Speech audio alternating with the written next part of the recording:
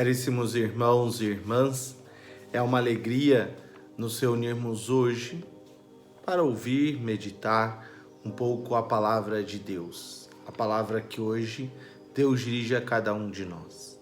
Segundo domingo da Quaresma. Domingo passado, ouvíamos esse grande convite a acolhermos a salvação que vem de Deus. Esse Cristo que vai ao deserto conduzido pelo Espírito conduzido ele retorna, vencendo o mal, vencendo as tentações que o acompanharão em todo o seu ministério, toda a sua vida, mas ele vem fazer um grande anúncio. O tempo se cumpriu. O reino já chegou. Irmãos, convertam-se e creiam no Evangelho. Ou seja, a salvação já está aí. O tempo que se cumpre é este tempo da salvação. A salvação, a vida plena que o Senhor nos concedeu. Se o primeiro domingo é marcado, o primeiro domingo da Quaresma é marcado pelo Evangelho das Tentações, e nesse ano B, nós somos convidados por Marcos a acordarmos a essa salvação, para que a arca não se feche, nós fiquemos do lado de fora, mas como Noé e seus familiares, nós sejamos um desses 8 que fazem parte dessa nova salvação, desse novo povo, desse povo que vai ser resgatado pela ressurreição de Cristo, que acontece no 8º dia. É interessante essa visão patrística, né? Deus criou o mundo em 6 dias, descansou no 7º. O 7º é o sábado. O Cristo ressuscita no 8º dia. Domingo, segunda, terça, quarta, quinta, sexta e sábado, 7 dias. No primeiro dia da semana, ou seja, no outro dia, no 8º. Então, a marca do 8 para os padres da igreja é a marca da ressurreição. E na arca de Noé tinham exatamente 8 pessoas que foram salvas. Então nós precisamos buscar essa salvação. A salvação nos foi concedida, mas precisamos caminhar na direção dela. É preciso converter-se. No segundo domingo aparece o texto da transfiguração. De modo especial, neste ano B, iluminado por 2 belíssimos textos. Começamos com a primeira leitura, que é tirada do livro de Gênesis, capítulo 22, e são alguns versículos entre o versículo 1 e 18. É uma seleção de textos que relatam o quê? Relatam exatamente o sacrifício de Abraão, o sacrifício que Abraão faz de seu filho Isaque. Deus convoca a Abraão.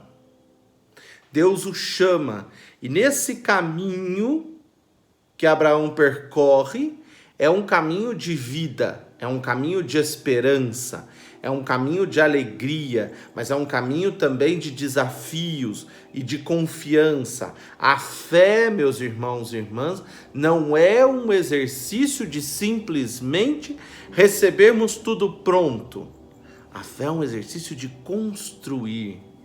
Às vezes, um exemplo, nós nos colocamos a cozinhar, por exemplo, uma coisa simples, um frango refogado na panela, e podemos colocar o frango ali dentro, jogar água, pegar um pacotinho de um pozinho qualquer que exista por aí, tacar lá dentro e dizer, nossa, o frango tem um gosto bom.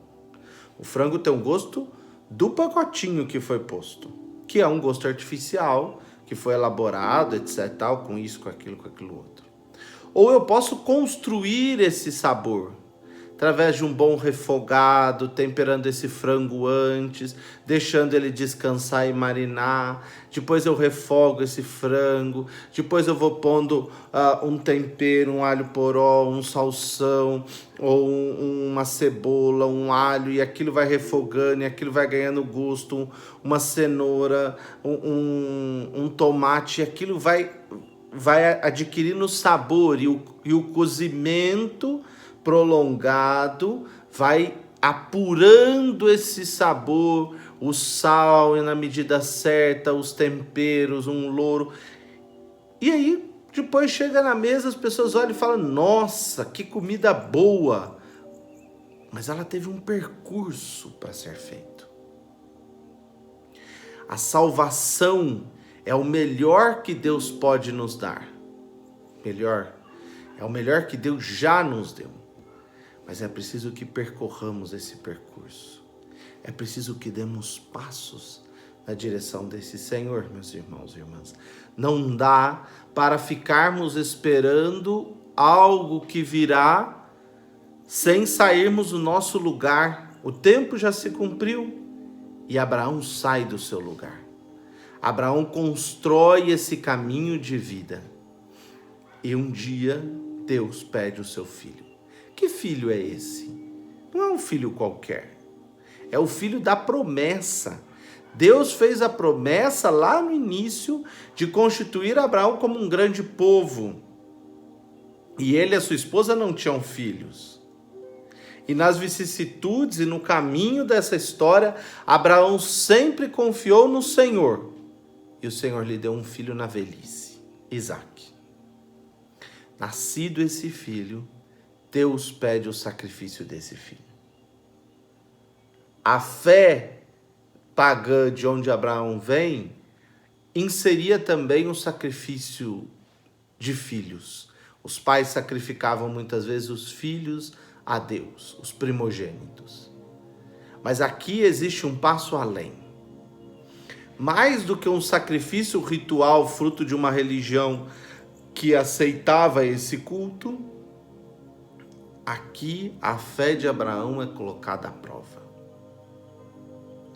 Aquele que confiou em Deus saindo de Ur dos Caldeus é aquele que vai ter que contemplar o Senhor e colocar toda a sua confiança e esperança nele.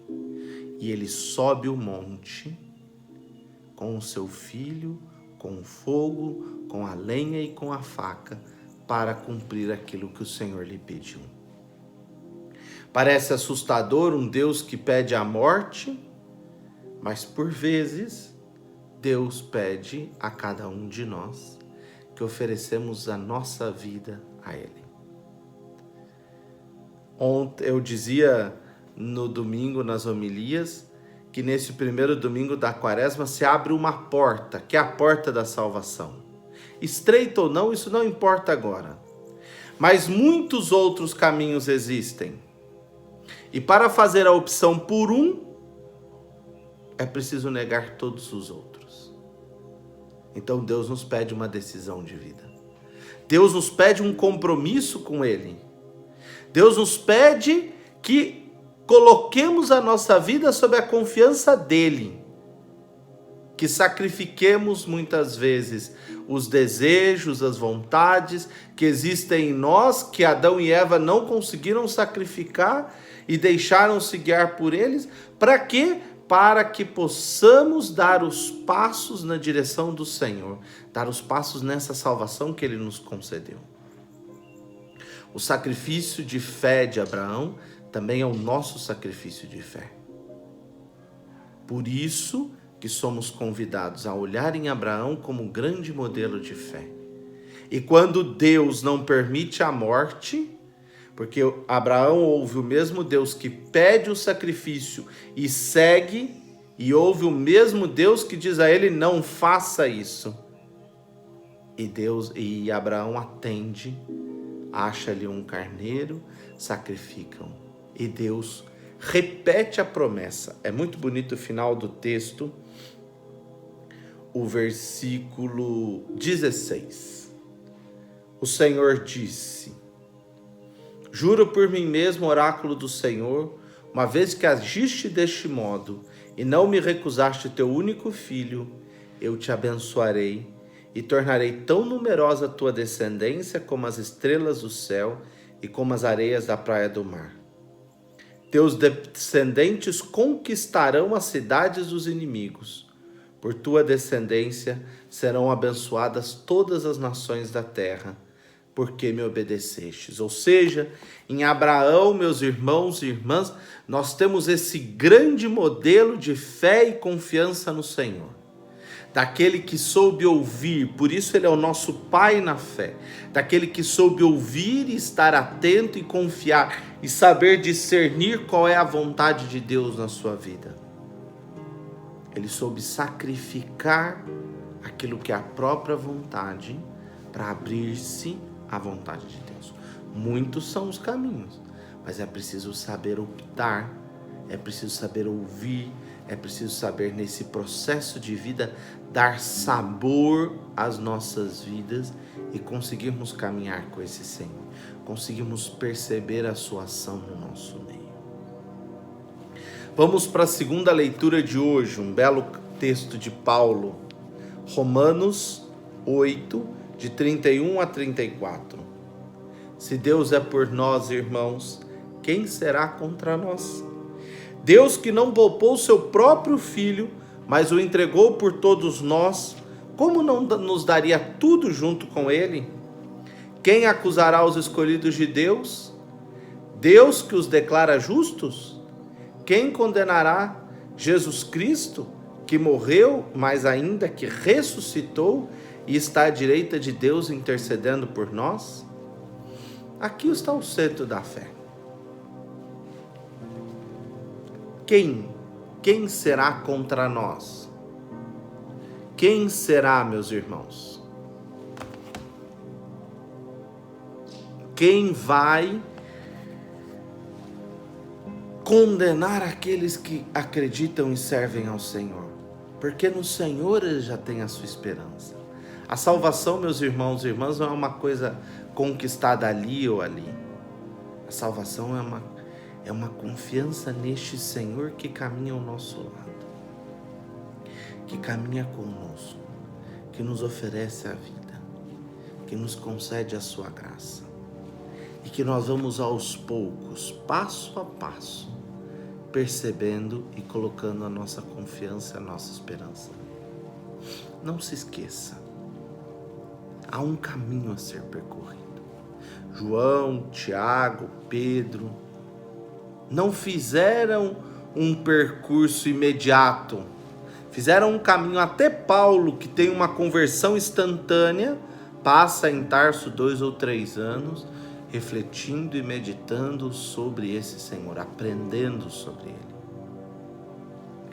Que nós possamos pedir a Deus no dia de hoje, essa graça, meus irmãos e irmãs, a graça de colocarmos cada vez mais a nossa confiança nele, porque se Deus é por nós, quem será contra nós?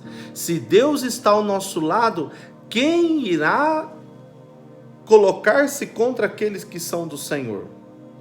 Vocês poderiam dizer, muitos estão aí os mártires, mas independente disso, a nossa fé suplanta isso. A nossa fé se abre neste horizonte novo de vida. Por isso, o evangelho de hoje, tirado de Marcos, capítulo 9, versículos de 2 a 10. A transfiguração que Marcos apresenta, como é apresentado nos outros evangelistas, Jesus sobe ao monte e ali Deus transfigura o seu Filho e mostra a salvação que espera, né? Faz o Cristo resplandecer e junto com ele aparece Moisés e Elias, a profecia e a lei, o conjunto de toda a fé judaica, de todo o caminho da salvação percorrido ali presente, e aquele Cristo resplandecente como a confirmação da graça de Deus, da graça que nos espera, da salvação que nos espera. Os apóstolos Pedro, Tiago e João contemplam isso. E depois são inebriados com isso tudo, ficam um pouco perdidos, ouvem aquilo que é fundamental. Olha o que nos diz: este é o meu Filho amado, escutai o que ele diz. A palavra do Cristo, a revelação que ele nos traz, essa é a verdadeira palavra de vida. Essa é a verdadeira, é aquilo que nós devemos colocar a nossa fé e a nossa confiança. É nessa palavra. É essa palavra que é a força de Deus em nosso meio. Não podemos ficar lá parados. O que nos aguarda, a salvação. É isso que Jesus vai dizer. Está lá. Mas para chegarmos lá, é preciso fazer o caminho da vida. Passar pelas esperanças e pelas dificuldades.